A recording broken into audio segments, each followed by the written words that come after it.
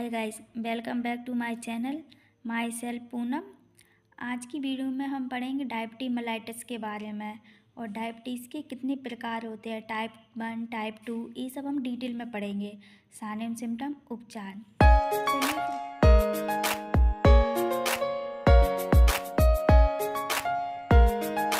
चलिए video start करते हैं। तो सबसे पहले हम पढ़ेंगे डायबिटीज मेलाइटस की डेफिनेशन के बारे में।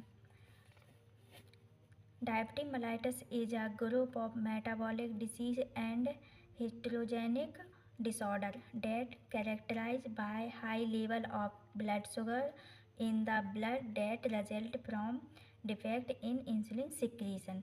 तो ये क्या रहती है, यह एक मेटाबॉलिक डिसऑर्डर है जो कि ब्लड शुगर लेवल हाई होने की वजह से होती है और इसमें इंसुलिन कम बनता है, इसे हम ब्लड शुगर कहते हैं। चलिए आगे पढ़ते हैं हम। Diabetes mellitus is a clinical disorder in which blood sugar level are abnormally now as hyperglycaemia. तो इसमें क्या रहता है कि जो इंसुलिन रहता है उसका लेवल क्या हो जाता है, हाई हो जाता है, जिसको हम क्या बोलते हैं, हाइपरग्लाइसीमिया बोलते हैं। इसमें ग्लूकोज का लेवल एबनॉर्मल हो जाता है, ज़्यादा कम होता है तो हाइपोग्लाइसीमिया बोलते हैं, ज़्यादा होता है तो हाइपरग्लाइसीमिया बोलते हैं। चलिए अब हम पढ़ते हैं क्लासिफिकेशन ऑफ डायबिटीज मेलाइटस के बारे में। तो हम पढ़ेंगे diabetes mellitus is disease caused by deficiency insulin. तो डायबिटीज मेलाइटस में क्या रहता है, डेफिशिएंसी हो जाती है किसकी, इंसुलिन की। देन अब हम पढ़ेंगे in 1997 the World Health Organization and American Diabetes Association again to the new classification of diabetes mellitus. तो इसमें क्या 1997 में वर्ल्ड हेल्थ ऑर्गेनाइजेशन और अमेरिकन डायबिटीज एसोसिएशन ने एक न्यू क्लासिफिकेशन दिया था, डायबिटीज मेलाइटस के बारे में बताया था। आगे हम पढ़ेंगे the most frequent of are type 1, type 2 and gestational diabetes. तो ये 3 टाइप की डायबिटीज़ क्या रहती है, मोस्ट रहती हैं। तो चलिए अब हम पढ़ेंगे टाइप्स के बारे में। तो सबसे पहले हमारी आती है टाइप 1 डायबिटीज़। तो इसमें क्या रहता है, about 5% and 10% of those with diabetes this type 1 diabetes. तो मोस्ट कॉमनली 5 से 10% ये डायबिटीज़ होती है। देन आगे हम पढ़ेंगे अब type 1 diabetes is caused by destruction of the beta cell of the pancreas. तो इसमें क्या रहता है, पैनक्रियाज इंसुलिन का सिक्रीशन क्या करती है, कम करती है। अब हम आगे पढ़ेंगे also known as juvenile diabetes mellitus, insulin dependent diabetes mellitus. तो इसमें क्या रहता है, इस डायबिटीज़ को हम जुवेनाइल डायबिटीज़ मेलाइटस भी बोलते हैं क्योंकि ये जन्मजात होती है। जैसे कोई बच्चे हैं, जेनेटिक चल रही है, माता पिता को है, बच्चों को जन्म से ही डायबिटीज़ हो रही है, ये उसमें आती है। चलिए अब हम आगे पढ़ते हैं। In this condition very little insulin और complete stop to production insulin and cell that control sugar level in the body are death. तो इसमें क्या रहता है कि इंसुलिन का सिक्रीशन क्या होता है, कम होता है या फिर स्टॉप बिल्कुल ही नहीं होता है। और इसमें जो बीटा सेल्स रहती हैं जो ब्लड शुगर लेवल को कंट्रोल करती है ना, उनकी क्या हो जाती है, डेथ हो जाती है, जिसकी वजह से क्या रहता है कि ग्लूकोज का लेवल क्या हाई हो जाता है, जिसकी वजह से क्या हो जाती है, डायबिटीज मेलाइटस हो जाती है। चलिए अब हम पढ़ेंगे कॉजेस के बारे में कि डायबिटीज मेलाइटस के क्या क्या कारण हैं। तो सबसे पहला हमारा है the exact cause of the type 1 diabetes unknown. तो टाइप 1 डायबिटीज़ का जो एग्जैक्ट कारण है वो पता नहीं है। इसके अलावा कुछ और कारण है। सबसे पहला हमारा फैमिली हिस्ट्री, फैमिली में किसी को डायबिटीज़ तो नहीं है। देन हमारा है इंजरी ऑफ द पैनक्रिया में कोई इंजरी तो नहीं हुई, कोई इन्फेक्शन तो नहीं हुआ है, उसकी वजह से क्या रहता है कि इंसुलिन का सिक्रीशन प्रॉपर नहीं हो पाता है, जिससे उसमें कम ज़्यादा होती है, इसकी वजह से क्या होती है, डायबिटीज़ की कंडीशन होती है। नेक्स्ट हम पढ़ेंगे एल्कोहल कंज्यूमेशन। इसमें क्या रहता है कि ज़्यादा एल्कोहल का सेवन करने की वजह से कुछ पर्सन ऐसे रहते हैं ज़्यादा दारू शराब पीते हैं, उसकी वजह से भी ये दिक्कत होती है। देन हमारा है removal of pancreas by surgery. Pancreas का किसी भी प्रकार का कोई ऑपरेशन हुआ है जिसकी वजह से भी क्या होता है, डायबिटीज़ की कंडीशन आती है, क्योंकि अगर पेनक्रियाज ही नहीं रहेगी तो बीटा सेल्स इंसुलिन कहाँ से बनाएंगी, कहाँ से प्रोडक्शन होगा, तो ये भी एक कॉज है। नेक्स्ट है autoimmune system that destroy the beta cells. इसमें क्या रहता है, ऑटो इम्यून सिस्टम पेनक्रिया की बीटा सेल्स को क्या ख़त्म कर देता है, जिसकी वजह से क्या होता है कि इंसुलिन नहीं बन पाता है, तो इसकी वजह से क्या रहता है कि डायबिटीज़ की कंडीशन हो जाती है, डायबिटीज़ हो जाती है। अब हम पढ़ेंगे टाइप 2 डायबिटीज मेलाइटिस के बारे में कि टाइप 2 डायबिटीज मेलाइटिस क्या होती है। तो स्टार्ट करते हैं। Type 2 is the most common form of the condition 90 to 95%। तो ये टाइप 2 डायबिटीज़ मेलाइटिस क्या रहती है, कॉमन होती है। ये कितनी होती है, 90 से 95% टाइप 2 डायबिटीज मेलाइटिस होती है, और बहुत रेयर केसों में टाइप 1 डायबिटीज मेलाइटिस होती है, ये जन्मजात नहीं होती है। देन आगे हमारा type 2 diabetes also known as non insulin dependent diabetes. तो ये डायबिटीज मेलाइटिस क्या रहती है, नॉन इंसुलिन डिपेंडेंट। नेक्स्ट है some insulin still made by the pancreas in small amount. इसमें क्या रहता है, पेनक्रिया बहुत ही ना के बराबर ही क्या इंसुलिन बनाती है, इसकी वजह से क्या होता है, डायबिटीज मेलाइटिस होती है। नेक्स्ट है हमारा type 2 diabetes mellitus is chronic condition. ये लाइफ लॉन्ग चलने वाली डिसीज़ है और जिसकी हम प्रिवेंशन कर सकते हैं डाइट मेंटेन करके। अब हम आगे बढ़ेंगे cause of type 2 diabetes mellitus के क्या क्या कारण होते हैं। तो चलिए हम पढ़ते हैं। पहला हमारा हेरिडिटी, आनुवांशिक है, फैमिली में किसी को है, फिर आपको हो रही है। आगे लैक ऑफ एक्सरसाइज नहीं करते हैं, ज़्यादा खाते रहते हैं, ओबेसिटी होती है, मोटापा होता है, तो इसकी वजह से भी डायबिटीज़ की कंडीशन आ जाती है।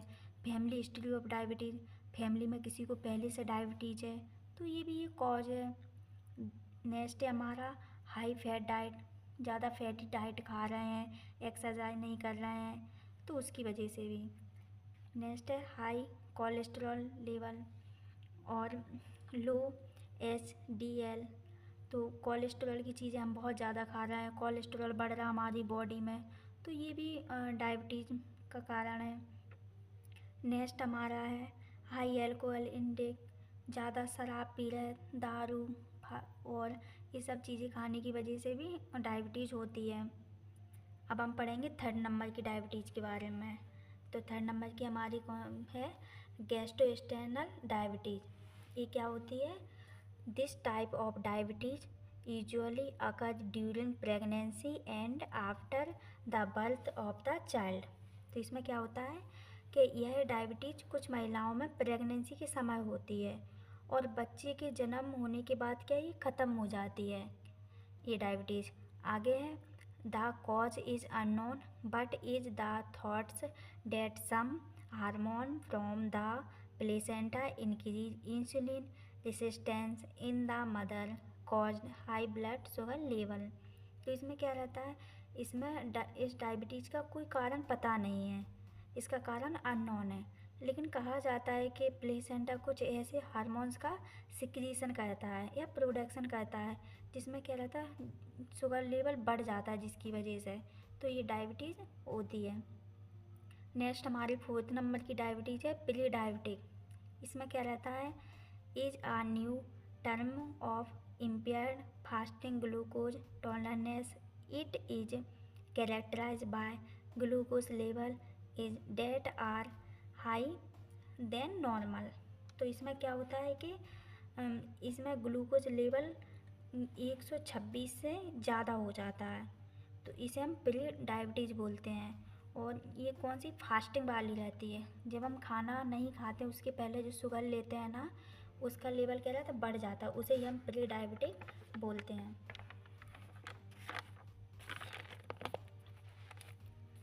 अब हम पढ़ेंगे साइन एंड सिम्टम के बारे में।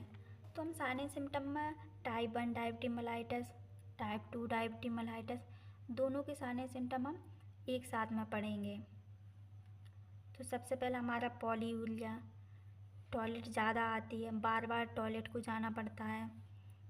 प्रोटीनयूरिया, यूरिन में क्या प्रोटीन आती है। देन हमारा स्लो हीलिंग इन्फेक्शन, अगर डायबिटिक वाले पर्सन को कोई इन्फेक्शन हो गया है तो वो बहुत देर में धीरे धीरे ही ठीक होता है। पुअर बाउंड हीलिंग, अगर कोई घाव हो गई, चोट लग गई है तो वो भी बहुत धीरे धीरे ही घाव भरता है, ब्लड निकल रहा है तो वो भी बहुत टाइम में रुकता है। Then numbness and pain in the feet, हाथ पैरों में नमनेस रहती है, झुनझुनी सी रहती है, ब्लड सर्कुलेशन सही से नहीं हो पाता है, पैर शून्य से बने रहते हैं। देन है absence of MC in women, कुछ महिलाओं में ऐसा होता है डायबिटिक की हैं तो उनमें क्या है, उनका एमसी पीरियड रहता है तो वो भी अब्सेंस हो जाता है। ज़्यादा करके रेयर केसों में 45-50 साल की एज रहती है ना, उनमें ये दिक्कत हो जाती है।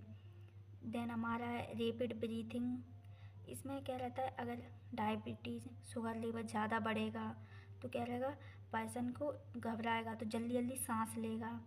सीवियर हंगर, उसको भूख ज़्यादा लगती है शुगर वाले व्यक्ति के लिए।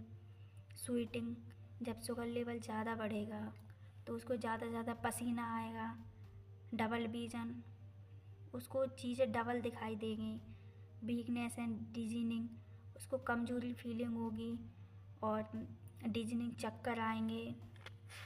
और ये तो कॉमन रहती है कि नोजिया वॉमिटिंग, ये तो ज़्यादा करके। अब हम पढ़ेंगे डायग्नोस इवेलुएशन के बारे में कि हम क्या क्या टेस्ट करा सकते हैं।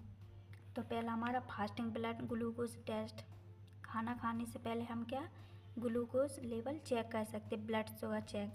तो हमारी खाना खाने के पहले की जो रहती है वो 80 से 126 हमारी नॉर्मल रहती है। अगर इससे ज़्यादा बढ़ रही है तो हम इसे प्री डायबिटिक बोलते हैं।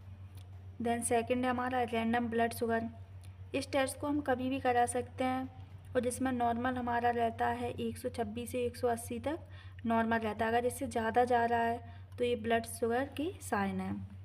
देन हमारा है HbA1c टेस्ट, इसमें क्या रहता है, मेजर फास्ट 2 से 3 मंथ शुगर, जो पास्ट की 2 से 3 मंथ की जो शुगर रहती है उसको हम उसका लेवल चेक करते हैं।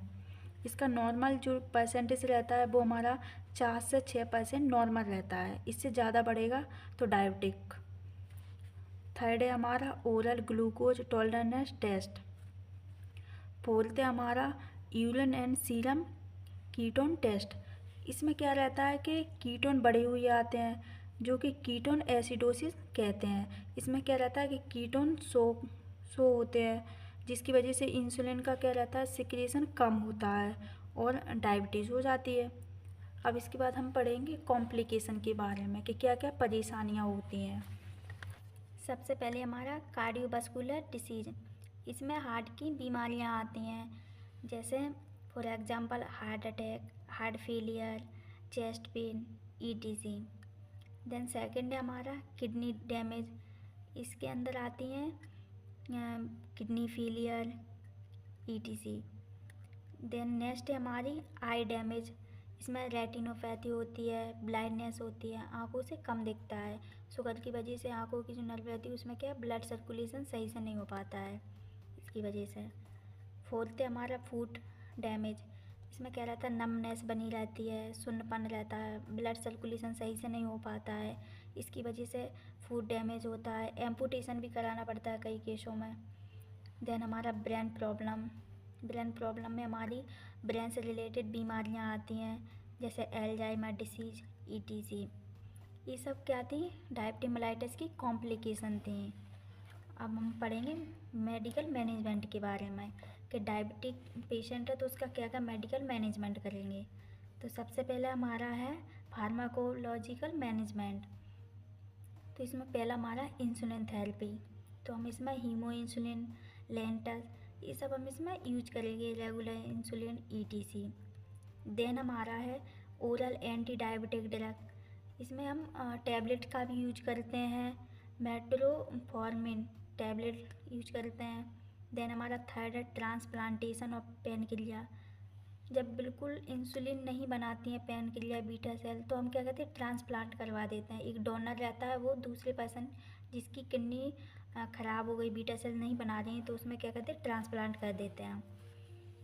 देन हमारा नेक्स्ट है एक्सरसाइज। हम वर्कआउट कर सकते हैं, एक्सरसाइज कर सकते हैं, रनिंग कर सकते हैं, योगा। तो इसकी वजह से भी क्या रहता है, हम डायबिटीज़ को कंट्रोल कर सकते हैं। ज़्यादा ओबिसिटी नहीं होगी तो डायबिटीज़ की भी ज़्यादा दिक्कत नहीं होगी। ये भी एक कारण है ओबिसिटी। नेक्स्ट है हमारा न्यूट्रिशन मैनेजमेंट। इसमें अपनी डाइट मेंटेन रख सकते हैं हम। ज़्यादा मीठी चीज़ें नहीं खाएंगे, ज़्यादा कार्बोहाइड्रेट चीज़ें नहीं खाएंगे, तो ज़्यादा करके हमें सैलेड, हरी पत्तीदार सब्जियां ये सब खानी चाहिए। तो डाइट मैनेजमेंट करके भी हम डायबिटीज़ को कंट्रोल कर सकते हैं। नेक्स्ट है हमारा मॉनिटरिंग ब्लड शुगर लेवल। तो इसमें हम क्या कर सकते हैं कि जो हमारी शुगर है उसको हम चेक करेंगे कि बढ़ तो नहीं रही है, कम तो नहीं हो रही है। तो आज की वीडियो में इतना ही। अगर इसमें से कुछ डाउट लगे तो आप कमेंट में लिखें। वीडियो को लाइक करें, कमेंट करें, शेयर करें, चैनल को सब्सक्राइब करें। Thank you. मिलते हैं अगली वीडियो में।